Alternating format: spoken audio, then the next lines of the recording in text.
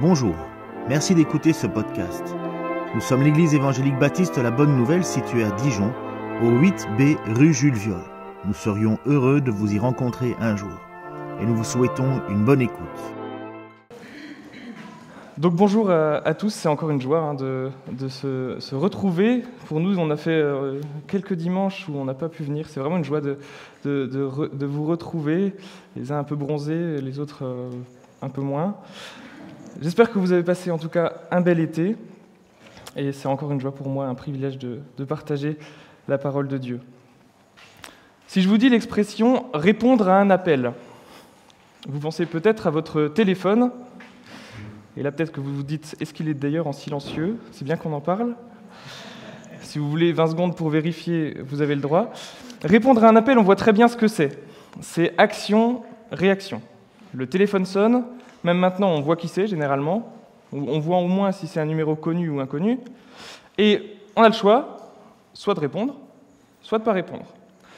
Que ce soit un appel attendu, que ce soit un appel qui nous agace, que ce soit un appel qui annonce de mauvaises ou de bonnes nouvelles, un appel banal, peut-être un appel aussi qui nous dérange alors qu'on est en pleines vacances, un appel qui nous dérange alors qu'on est en plein travail. On a toujours deux possibilités. Une fois qu'on entend que le téléphone sonne, c'est soit téléphone vert, soit téléphone rouge, soit on répond, soit on ne répond pas. Et ça vous est peut-être déjà arrivé d'avoir des appels téléphoniques où, quand vous répondez, vous vous rendez compte qu'à ce moment-là, cet appel va quand même avoir un gros impact dans votre vie et que vous êtes en train de jouer gros. Personnellement, ça m'est arrivé il y a quelques années. Je venais de me réveiller, j'étais à moitié réveillé, vous voyez un peu l'idée. Mon téléphone sonne et on me dit « Oui, vous êtes pris pour vos études, machin, est-ce que c'est bon pour vous ?» Oui, j'ai raccroché, je me suis dit « Tiens, là, il s'est passé un truc, c'était un appel particulièrement important qui a changé un peu mon orientation de vie. » Ça fait bizarre. On va voir aujourd'hui quelqu'un qui était en plein travail et qui a été dérangé par un appel. Alors pas un appel téléphonique, pour des raisons assez évidentes, et pas un appel tout à fait comme les autres, mais de la même manière, il a eu le choix de répondre ou de ne pas répondre. Et on va voir que le choix qu'il a fait a bouleversé, changé et transformé sa vie. Voilà les 3 points qu'on va aborder ce matin. Le premier, peut-être que vous l'avez reconnu, un appel singulier, Jésus appelle Lévi.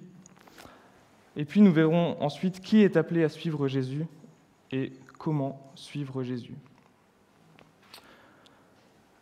Nous allons voir cet appel de Lévi. Donc on est au 5e chapitre de l'évangile de Luc, et on va simplement voir petit à petit cette scène en s'arrêtant pour un peu mieux comprendre. La scène, elle se déroule à Capharnaüm. Selon Luc, voici ce que Jésus a déjà fait dans cette ville. Il a chassé un démon, il a guéri de nombreux malades, il a évidemment annoncé la bonne nouvelle du règne de Dieu, il a appelé Simon-Pierre et 3 autres disciples, il a guéri un lépreux, et, c'est important, juste avant notre passage, Jésus, il se trouvait dans une maison, il y avait une grande foule nombreuse, et des hommes ont porté un paralytique depuis le toit, en passant par le toit parce que c'était difficile avec la foule. Jésus a dit au paralytique « Tes péchés sont pardonnés ». Puis, vous le savez, vous connaissez cette histoire, il l'a guéri.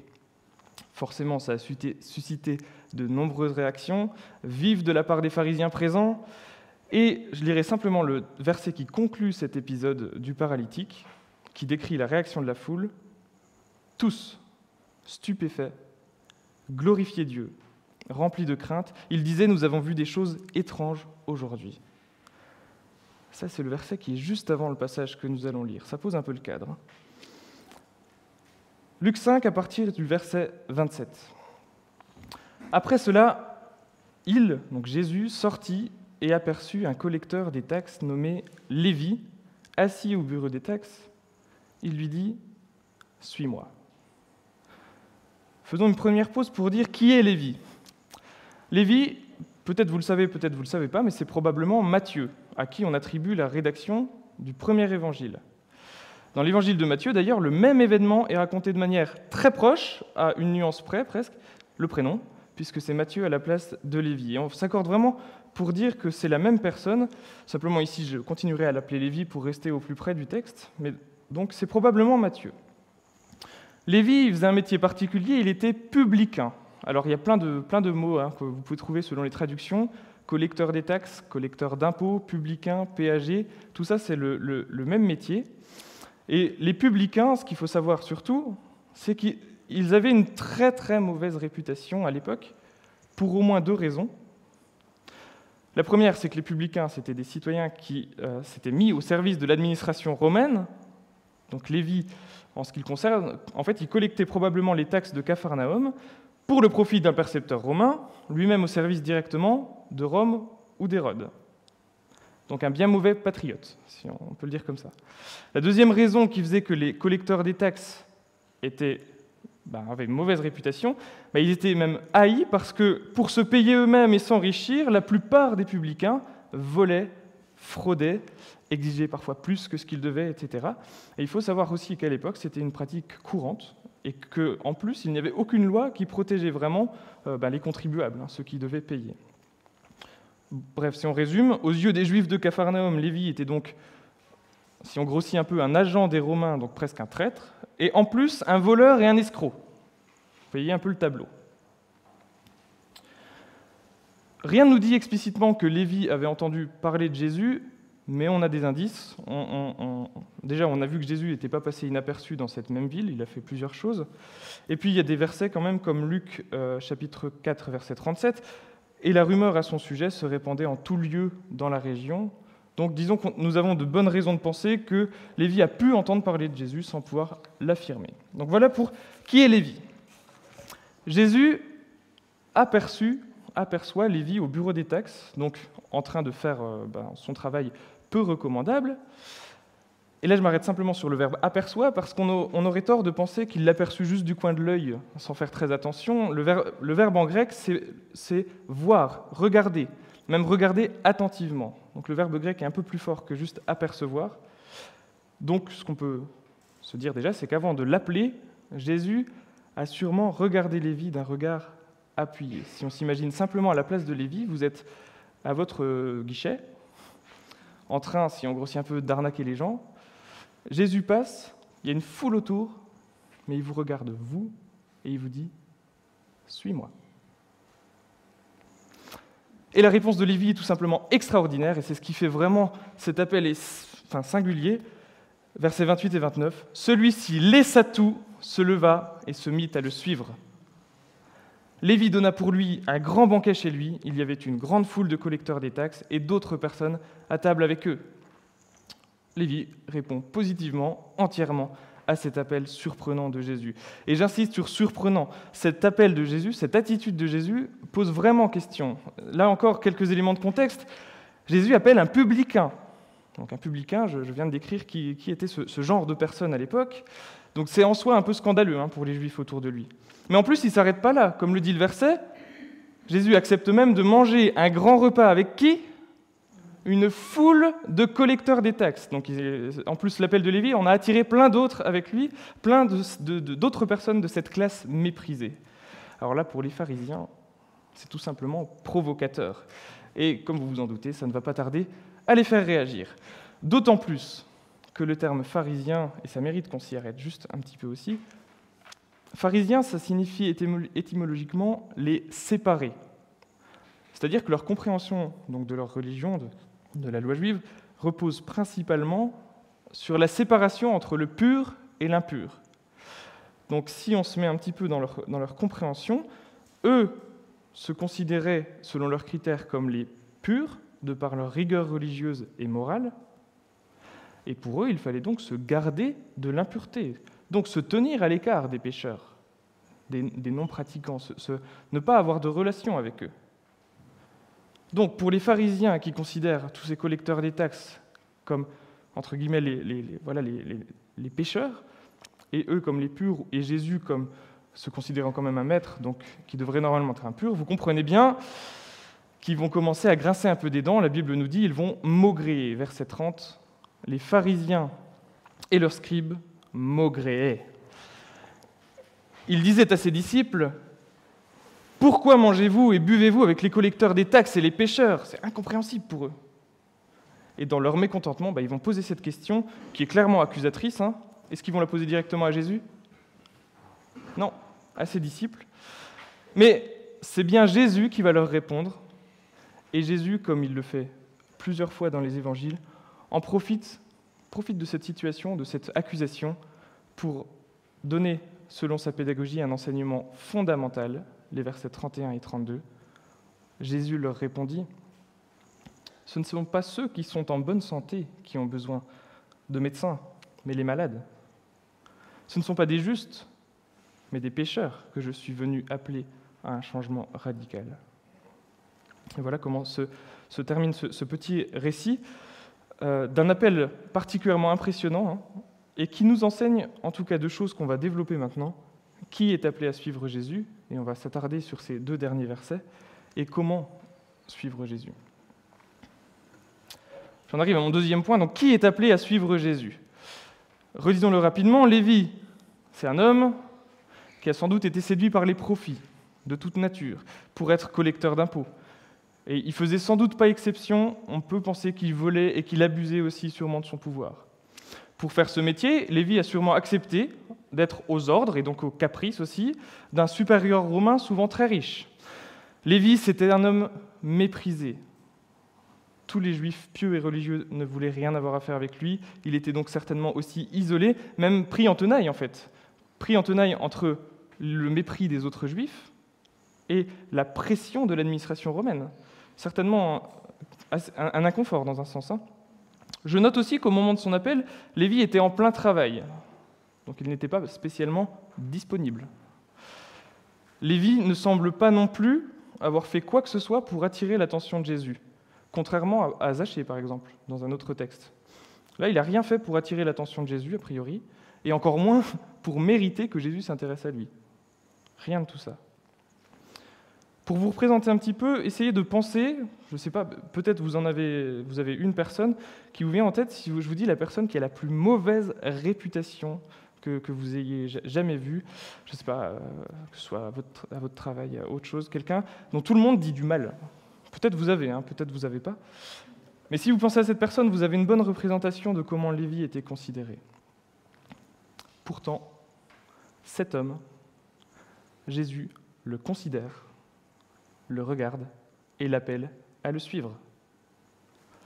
Ça nous enseigne plusieurs petites choses. Déjà qu'il n'y a pas de bon moment pour être appelé par Jésus, que l'appel de Jésus peut aussi nous surprendre au milieu de notre vie, parfois réglée au millimètre, nos vies. On n'a pas trop envie qu'elles bougent, mais ça peut nous surprendre.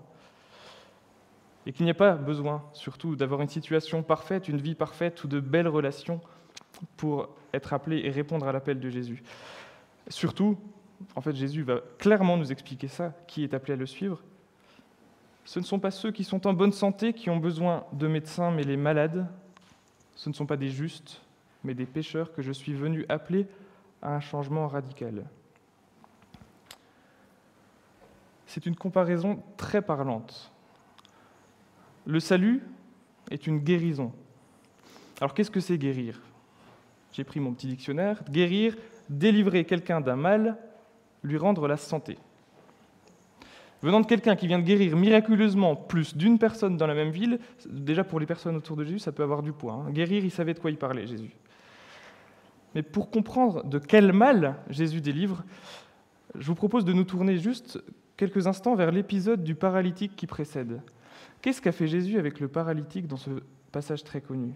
Jésus a commencé par lui pardonner ses péchés. Et seulement dans un deuxième temps, comme juste pour attester et valider ce qu'il avait fait, il l'a guéri aussi physiquement. Je trouve qu'on a quelque chose d'essentiel là. Ça nous rend attentifs sur la priorité de Jésus. Jésus n'est pas venu pour nous délivrer d'un mal physique ou passager. Jésus est venu pour nous délivrer du mal, avec un grand M. Comme nous le disons d'ailleurs dans la prière du Notre Père, délivre-nous du mal. Jésus nous guérit d'une maladie beaucoup plus fondamentale. Jésus nous guérit de la maladie du péché, de l'égoïsme, du fait de vivre pour nos propres désirs. Je ne sais pas si vous la connaissez, cette maladie. C'est celle qui a pour symptômes ou effets secondaires la violence, la guerre, la trahison, la jalousie, l'adultère, la convoitise, dans le cas de Lévi, le vol, la recherche du profit personnel. Et Jésus appelle donc ceux qui sont malades de ce point de vue-là, c'est-à-dire ceux qui sont pécheurs. Alors pas seulement ceux qui pêchent par leurs exactions en tant que collecteurs d'impôts. Jésus va ici généraliser, il prend l'exemple de Lévi, oui, mais il va généraliser à tous les pécheurs ce qu'il est en train de dire. Ce ne sont pas des justes, mais des pécheurs que je suis venu appeler à un changement radical. Voilà qui nous aide à répondre à cette question. Qui est appelé par Jésus ? Les pécheurs. Alors ce qui est un petit peu étonnant, c'est que quand il dit ça, Jésus semble presque sous-entendre que ceux qui ont une bonne réputation, et donc surtout ici les pharisiens qui l'accusent, il semble sous-entendre qu'ils sont justes et que les collecteurs d'impôts sont les pécheurs. Mais ce serait très mal comprendre ce qu'est en train de dire Jésus. Jésus fait en fait une critique à peine voilée justement de ceux qui se croient justes. Et Jésus va faire comprendre aux pharisiens qu'ils se trompent dans leurs critères, qu'ils passent complètement à côté de l'essentiel. Alors pour mieux comprendre ça, il faut nous tourner vers un autre passage de l'évangile de Luc, un peu plus loin, quelques chapitres plus loin, dans une parabole de Jésus, j'allais dire comme par hasard, je ne sais pas, mais où il est intéressant de retrouver les deux mêmes types de personnes. D'un côté, le pharisien, qui incarne celui qui serait a priori le juste, du moins qui est persuadé de l'être par ses propres critères, et de l'autre, le collecteur des taxes, le publicain, qui incarne celui qui est pécheur. Jésus reprend dans cette parabole les deux, finalement, personnes en présence. Et les deux, a priori, comme quoi les pharisiens seraient un peu les justes, les collecteurs des taxes seraient les pécheurs, c'est les a priori des pharisiens, mais sans doute de beaucoup de personnes de l'auditoire de Jésus. Lisons Luc 18, versets 9 à 14. Pour certains qui étaient persuadés d'être des justes et qui méprisaient les autres, il dit encore cette parabole. 2 hommes montèrent au temple pour prier. L'un était pharisien et l'autre collecteur des taxes. Le pharisien, debout, priait ainsi en lui-même. « Ô Dieu, je te rends grâce de ce que je ne suis pas comme le reste des hommes qui sont rapaces, injustes, adultères, ou encore comme ce collecteur des taxes. Je jeûne 2 fois la semaine, je donne la dîme de tous mes revenus. » Le collecteur des taxes, lui, se tenait à distance. Il n'osait même pas lever les yeux au ciel. Mais il se frappait la poitrine et disait « Ô Dieu, prends en pitié le pécheur que je suis. » Eh bien, je vous le dis, c'est celui-ci qui redescendit chez lui justifié, plutôt que celui-là. Car quiconque s'élève sera abaissé, mais celui qui s'abaisse sera élevé. Jésus retourne complètement l'a priori que je mentionnais avant. Jésus montre que ce qui compte, ce n'est pas les apparences de bonne conduite, de rigueur. Ce n'est surtout pas la réputation. C'est l'attitude de cœur, l'attitude humble de celui qui se reconnaît pécheur et qui confesse qu'il a besoin d'être pardonné, d'être guéri. Celui-là est justifié, et c'est tout le sens de l'appel de Lévi. Alors d'ores et déjà, ne faisons pas la même erreur que les pharisiens, ne nous considérons pas trop vite comme les justes, comme ceux qui se croient en bonne santé. Pour employer la même image, ne soyons pas comme un malade têtu qui refuse catégoriquement de se faire soigner par orgueil et qui de fait ne s'engage même pas sur la voie de la guérison. Nous savons les conséquences que cela peut avoir. Il n'y a pas de juste. Tous sont pécheurs. Nous sommes tous pécheurs. Et donc, à la question « Qui est appelé à suivre Jésus ?» Vous, moi, nous, tous. Et juste, si dans ta situation, tu as un doute que tu es appelé par Jésus, parce que tu te considères vraiment indigne, regarde Lévi, regarde sa réputation, et regarde l'attitude de Jésus envers lui. Sois rassuré, Jésus t'appelle aussi. Oui, mais comment faire alors pour le suivre ? Est-ce qu'il faut faire quelque chose ? Qu'est-ce qu'il faut faire ? Eh bien, nous y arrivons, voilà notre 3e point. Et le premier élément, en fait, est celui que l'on a vu. Comprendre que parce que nous sommes pécheurs, nous avons besoin de Jésus. Nous avons besoin d'être guéris, d'être délivrés du mal. Pour suivre Jésus, il est avant tout nécessaire de lui demander pardon, de se repentir, exactement à l'image de ce publicain dans la parabole. Prends en pitié le pécheur que je suis, c'est ça se repentir. Reconnaître simplement, avec une profonde, sincère humilité, que devant la sainteté de Dieu, Nous sommes indignes, quels que soient nos efforts. Et je pense que quand nous lisons ce texte, nous devons faire l'effort de nous identifier plutôt à Lévi qu'aux pharisiens. Reconnaissons, je le reconnais aussi, parfois on a cette tendance de nous considérer un peu comme justes, comme pas trop mal. Mais si nous faisons ça, nous nous trompons nous-mêmes. Et retenons l'image médicale. Jésus ne veut pas seulement, ça fait peut-être un peu bizarre dit comme ça, mais Jésus ne veut pas seulement nous pardonner nos péchés, il veut nous guérir de notre tendance à pécher. Ça va plus loin, en vivant en nous changeant par son esprit. Jésus veut nous guérir de notre tendance à pécher. Ce n'est pas d'abord nous qui faisons quelque chose, c'est Jésus qui vient vers nous et qui nous tend la main pour nous guérir. Donc ce que nous devons faire, eh bien d'abord et avant tout, lui ouvrir la porte, le laisser vivre en nous, le laisser nous transformer.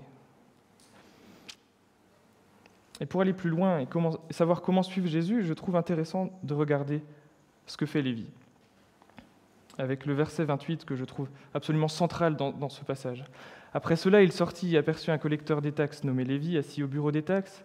Il lui dit « Suis-moi. » Celui-ci laissa tout, se leva et se mit à le suivre.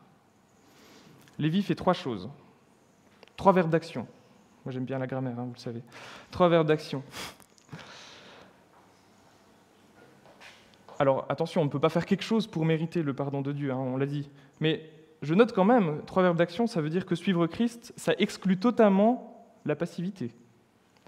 Je note également qu'à l'appel de Lévi, est-ce que Lévi dit quelque chose ? Lévi ne dit rien, il répond en agissant. Alors je vous propose de nous arrêter sur ces 3 verbes d'action, justement. Le premier, laissa tout. Lévi laisse tout en plan. Tout. La totalité.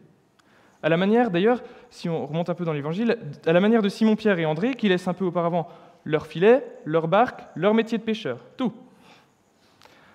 Et lui, qui était probablement très attiré par le profit, il laisse son bureau des taxes comme ça. Lévi ne dit pas quelque chose comme « Alors, 2 minutes, je range, je ferme ma clé, j'y reviens après. » Non, il laisse tout immédiatement, sans attendre, sans reporter à plus tard. Tout laisser, ça revient à lâcher complètement prise. En faisant ça, Lévi coupe nettement, radicalement avec ce qui faisait sa vie jusqu'à maintenant, c'est-à-dire voler, faire du profit malhonnêtement, être aux ordres de l'oppresseur, vivre pour lui-même. Et en y réfléchissant, en faisant ça, Lévi risque un petit peu des choses quand même. Si on y réfléchit, il risque peut-être de perdre son poste. Alors là, c'est pas dit évidemment, mais c'est des éléments de contexte. De perdre son poste, de se mettre à dos le percepteur romain qui est au-dessus de lui, d'avoir mauvaise réputation justement, de perdre la face avec ceux qui font le même métier que lui. Mais qu'est-ce que tu fais, Lévi ? On n'a pas beaucoup de données. J'ai pas trouvé beaucoup de données sur les conséquences que ça peut avoir dans son métier, mais sans doute un peu coûteux quand même. Mais Lévi, je pense, c'est à ce moment-là qu'il y a beaucoup mieux à gagner en suivant Jésus. Jésus le regarde et l'appelle. Et sans doute qu'une certitude s'empare de Lévi. Il n'y a pas de meilleur choix que de répondre à cet appel. Et d'ailleurs, Lévi découvrira par la suite que la vraie richesse n'est effectivement pas de ce monde. Et ici, je trouve intéressant de lire les nombreux passages de l'évangile de Matthieu qui parlent de la richesse précisément, en pensant que son auteur, l'auteur de l'évangile de Matthieu, était auparavant un collecteur d'impôts qui a décidé de tout laisser derrière lui. Je vous propose simplement 2 citations. « Ne vous amassez pas des richesses dans ce monde où les vers et la rouille détruisent, où les cambrioleurs forcent les serrures pour voler. Amassez-vous plutôt des richesses dans le ciel, où il n'y a ni vers ni rouille pour détruire, ni cambrioleurs pour forcer les serrures et voler. Car ton cœur sera toujours là où sont tes richesses. » Vous écoutez alors, si ce n'est pas affiché. Un deuxième passage que je trouve vraiment frappant quand on pense à cet arrière-plan de Matthieu comme collecteur d'impôts. Le verset 24 du chapitre 6 de Matthieu. « Personne ne peut servir 2 maîtres, ou bien il haïra le premier et aimera le second, ou bien il s'attachera au premier et méprisera le second. Vous ne pouvez pas servir à la fois Dieu et l'argent. » Lévi, lorsqu'il laisse tout, il change littéralement de maître. Il était au service de l'argent, il était esclave de l'argent, il se met au service de Christ, de Jésus. Donc suivre Jésus, ça implique vraiment se lâcher prise, laisser derrière soi ce qui constituait cette vie de pécheur et finalement sortir d'un esclavage. Alors pour Lévi, voilà, c'était cet esclavage du profit, de l'argent. Ça peut paraître un peu radical, hein. Ça peut paraître beaucoup de changements. Jésus confirme effectivement qu'au verset 32, que c'est bien de ça qu'il s'agit, d'un changement radical. Ce ne sont pas des justes mais des pécheurs que je suis venu appeler à un changement radical. Je formulerai simplement quelques questions que peut-être certaines vous pourrez vous les approprier. Quels sont les esclavages que je dois laisser derrière moi ? Qu'est-ce que je dois laisser pour suivre Jésus ? Peut-être pour suivre Jésus encore plus entièrement. Une autre question, est-ce que l'argent est mon maître ? Et puis pourquoi attendre ? Si je me pose la question, pourquoi pas maintenant ? On arrive au deuxième verbe d'action, se leva. Alors ce verbe, ça peut paraître un peu anodin, et qu'est-ce qu'on va pouvoir bien dire de se leva ? Je ne sais pas si vous savez, alors c'est avec humilité que je dis ça, je ne sais pas très bien prononcer le grec, mais ce verbe grec, c'est anistémie, et ce verbe a plusieurs sens. Il a le sens de se lever, se relever, mais aussi naître ou encore ressusciter. Et dans les évangiles, d'ailleurs, ce même verbe est utilisé à plusieurs reprises pour parler de la résurrection de Jésus. On a de bonnes raisons de penser que dans ce passage, ce n'est pas tout à fait un hasard. Parce que si je vous dis, au premier sens du récit biblique, ça semble un peu inutile. Si je vous dis, celui-ci laissa tout et se mit à le suivre, vous avez bien saisi qu'il a dû se lever à un moment donné. Il était assis au bureau des taxes, il s'est mis à le suivre. Donc pourquoi Luc précise se leva ? Paul dit que la vie chrétienne, c'est de mourir à soi-même, d'être crucifié avec Christ. Galates 2, versets 19-20. Or, en ce qui concerne la loi, je suis mort, d'une mort provoquée par la loi elle-même, afin que je puisse vivre pour Dieu. J'ai été mis à mort avec le Christ sur la croix, de sorte que ce n'est plus moi qui vis, mais c'est le Christ qui vit en moi. Car ma vie humaine actuelle, je la vis dans la foi au Fils de Dieu qui m'a aimé et a donné sa vie pour moi. Être crucifié avec Christ signifie bien que l'ancienne vie, celle qui consistait à vivre pour soi-même, en suivant la voie du péché, cette ancienne vie est morte. Le fait de se lever, comme le verbe ici, terme similaire à naître, à ressusciter, renvoie à ce mouvement d'une vie nouvelle, vécue en Christ qui commence. Le fait de se lever traduit également un peu un engagement. Lévi vivait pour lui-même, et en se levant à l'appel de Jésus, il vit alors en regardant à Christ, avec Christ, pour Christ. Se lever à la suite de Jésus, c'est dire, en reprenant les mots de Paul, « Ce n'est plus moi qui vis, mais c'est Christ qui vit en moi. Ma vie humaine actuelle, je la vis dans la foi au Fils de Dieu qui m'a aimé et a donné sa vie pour moi. » Et puis par la mort et la résurrection de Jésus, nous avons aussi cette promesse de ressusciter avec lui, cette promesse dont on a déjà parlé au début de ce culte. La décision de suivre Jésus-Christ, de placer en lui sa confiance, c'est le début d'une vie nouvelle qui se poursuivra dans l'éternité. C'est notre espérance, c'est la foi en la vie éternelle dans la communion avec Dieu, dans sa gloire. Quelle espérance! Il n'y a effectivement pas de meilleur investissement, pour prendre des termes de collecteur de taxes. Jésus nous relève de notre vie de pécheur, il nous relève de nos chutes, il nous soutient. Il veut que nous nous levions à sa suite et il nous offre gratuitement la vie éternelle. Troisième verbe d'action, se mit à le suivre. Lévi décide de suivre Jésus. Alors évidemment, le moment de la décision, ça prend une fraction de seconde. Il se lève, il se mit à suivre Jésus. Simplement, cette action, elle ne se finit pas. L'action de suivre quelqu'un, ce n'est pas une poignée de secondes puis plus rien. C'est sur la durée. D'autant plus que le sens de se mit à le suivre ici, c'est un sens profond, c'est celui de se joindre à ses disciples, de devenir disciple. Comme on l'a vu, c'est une nouvelle vie qui commence, une vie changée par Jésus et tournée vers lui.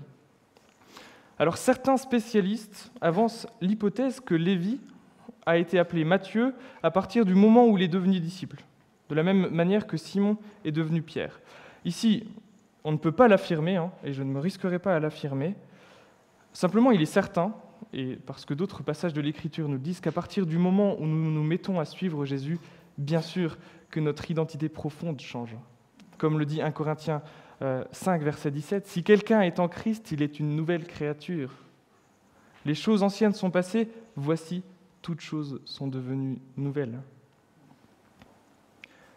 Et je sais, et je m'en réjouis, que beaucoup ici pourraient témoigner, beaucoup l'ont déjà fait, de ce changement radical, de cette nouvelle vie, de cette nouvelle identité.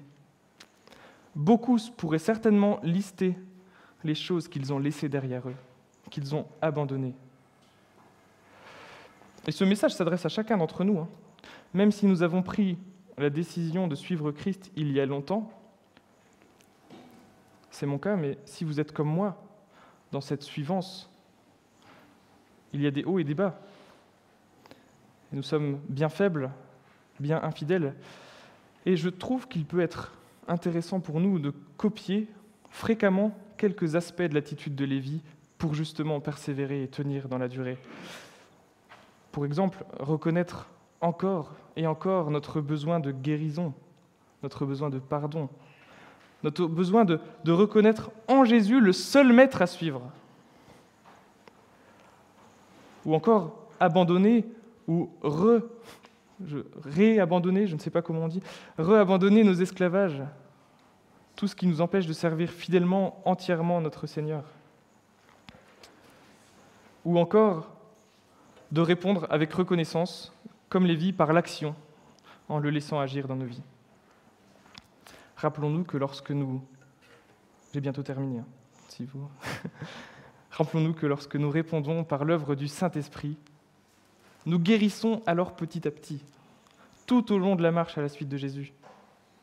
Il nous rend capables, lui nous rend capables, par son Esprit, de le suivre fidèlement de mieux en mieux. Et peut-être avec ce texte, on pourrait décrire la vie chrétienne comme cet élan où nous suivons Jésus. Parce que justement, il est devenu notre sauveur, notre guide, notre maître, notre seul maître. Et ce que nous avons à faire, c'est de ne pas perdre cet élan. Et je terminerai simplement en osant reprendre l'image du téléphone que j'ai prise au début. Le téléphone, c'est une image très limitée, bien sûr, mais ça nous permet de nous rappeler que ce que veut Jésus, c'est que nous lui répondions, que nous ayons une relation avec lui, une relation profonde. Peut-être que vous n'avez pas encore décidé de faire confiance à Jésus, de le suivre. Peut-être que cet appel vous dérange. En pleine dans votre vie, là, vous n'avez pas le temps. Peut-être que cet appel vous intrigue. Mais je ne peux que vous encourager, vous exhorter à faire comme Lévi et répondre. Vous savez, le téléphone vert.